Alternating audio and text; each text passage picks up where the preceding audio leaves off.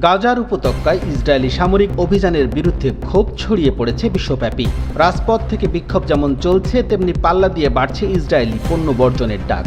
দোকান থেকে super shop, cafe থেকে অনলাইন মার্কেট, সবখানে সচেতন গ্রাহকরা এখন খোঁজ নিচ্ছে পণ্যের উৎসের। বর্জনের তালিকায় উঠে এসেছে বেশ কিছু পরিচিত নাম। এর ভিতরে প্রসাধনী যেমন রয়েছে, তেমনি রয়েছে ইলেকট্রনিক পণ্য, রয়েছে পানীয়। মধ্যপ্রাচ্যের পাশাপাশি ইউরোপ, আমেরিকা ও এশিয়ার বহু শহরে ইসরায়েলি পণ্য বিক্রির বিরুদ্ধে বিক্ষোভ ও অনলাইনিং ক্যাম্পেইনিং চলছে।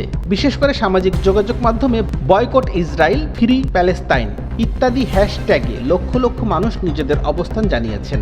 অনেক ব্যবসায়িক প্রতিষ্ঠান ইসরায়েলি পণ্য তাদের স্টক থেকে সরিয়ে নিতে বাধ্য হয়েছে গ্রাহকের চাপের মুখে।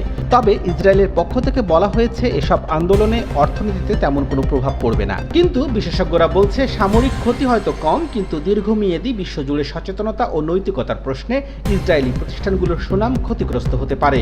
বস্তুত পণ্য বর্জন এখন শুধু কেনাবেচার প্রশ্ন নয়, এটি হয়ে উঠেছে প্রতিবাদের একটি শক্তিশালী ভাষা, যেখানে ভোক্তার প্রতিটি সিদ্ধান্তই বিশ্ব রাজনীতিতে বার্তা পাঠাচ্ছে। বিশ্বব্যাপী পণ্য বর্জনের এই ডাকে অনেকেই সুযোগের সদ্ব্যবহার করছে। চিলে কান নিয়ে গেছে এমন প্রবাদের মতন বাজারে রটিয়ে দেওয়া হচ্ছে এমন কিছু পণ্যের নাম যার সাথে ইসরায়েলের পণ্যের কোনোরকম কোনো সম্পৃক্ততা নাই।